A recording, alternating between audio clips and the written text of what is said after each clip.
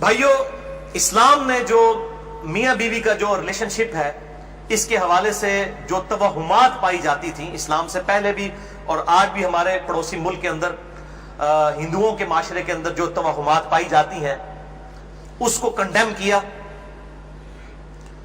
اور سورۃ البقرہ کی آیت نمبر 223 اس حوالے سے بڑی اہم ہے۔ اعوذ باللہ من الشیطان الرجیم، بسم اللہ الرحمن الرحیم۔ نساؤکم حرث لکم، تمہاری بیویاں تمہاری کھیتیاں ہیں۔ فأتوا حرثکم انا شئتم، پس اپنی کھیتیوں کے پاس آؤ جہاں سے تمہاری مرضی ہو۔ یعنی اپنی بیویوں کے ساتھ تعلق قائم کرو، خواہ آگے سے خواہ پیچھے سے، لیکن ہونا اس جگہ پہ چاہیے کہ جو کھیتی کا مقام ہے۔ کھیتی کیا ہوتی ہے؟ جہاں پر آپ دانا بوئیں گے تو وہاں سے درخت نکلے گا، اور ظاہر ہے کہ وہ عورت کا مقام آگے کا مقام ہے جس کو ہم عربی کے اندر قبل کہتے ہیں، چاہے آگے سے ہو چاہے پیچھے سے، لیکن صحبت کا مقام وہی ہوگا۔ اس کھیتی کی طرف آؤ، یعنی وہاں پر بیج بو، اللہ تعالیٰ تمہیں اولاد دے گا۔ اس کانٹیکس میں ایک حدیث ہے اسی آیت کے، آپ سمجھ لیں تفصیل کے اندر، بخاری اور مسلم دونوں میں موجود ہے۔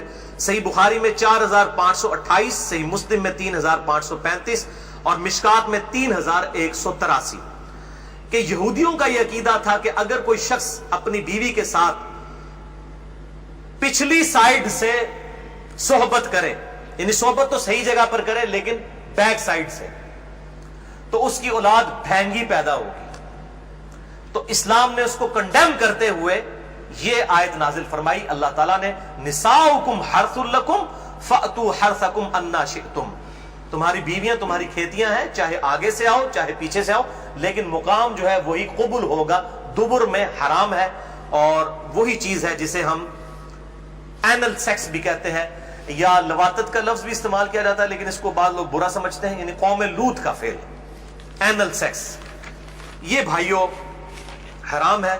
اب میں اس پہ بھی تھوڑی گفتگو کروں گا۔ یہ میں جتنی باتیں کر رہا ہوں، میرے سے جو لوگ واقف ہیں شروع سے ان کو پتا ہے کہ میں اپنی طبیعت پہ جبر کر کے یہ ساری باتیں ریکارڈ کروا رہا ہوں، یعنی میری عام گفتگو اس طریقے سے نہیں ہوتی کسی کے ساتھ، لیکن اب یہ مسئلہ ہے کہ یہ چیزیں ریکارڈنگ میں آئیں تاکہ ہمارے نوجوانوں تک حق بات پہنچے۔ بھائیوں،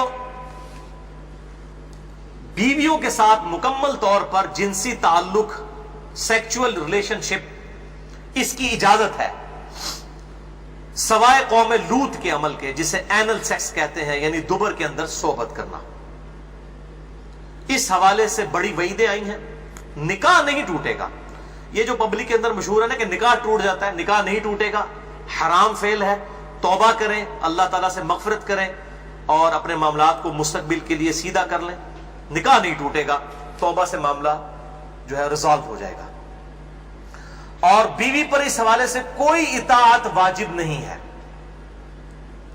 اب اکثر لوگ جو ہیں وہ رابطہ کرتے ہیں اس حوالے سے، مطلب کئی عورتیں ہیں ان کی مائیں رابطہ مجھ سے کر لیتی ہیں فون کے اوپر کہ جی اس طریقے سے لوگ جو ہیں وہ مطلب مجبور کرتے ہیں ہماری بیٹیوں کو اسی اینل سیکس کے اوپر، اور ہم طلاق لے لیں یا اس طرح کے معاملات، اور وہ پھر جھانسا دیتے ہیں جی کہ خاوند کی چونکہ اطاعت واجب ہے اس لیے جو ہے وہ بیویوں کو چاہیے کہ وہ حکم مانے۔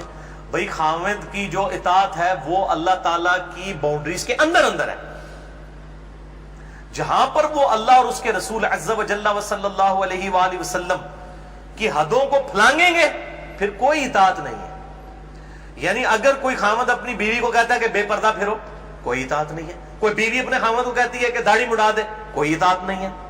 یا کوئی خاوند کہتا ہے جی مجھے لمبے ناخن بڑے پسند ہیں تو میری بیوی لمبے ناخن رکھے۔ صحیح مسلم میں حدیث ہے کہ 40 دن تک کی آپ صلی اللہ علیہ وسلم نے حد مقرر فرمائی ہے، اس کے اندر ضرور ناخن کاٹ لینے۔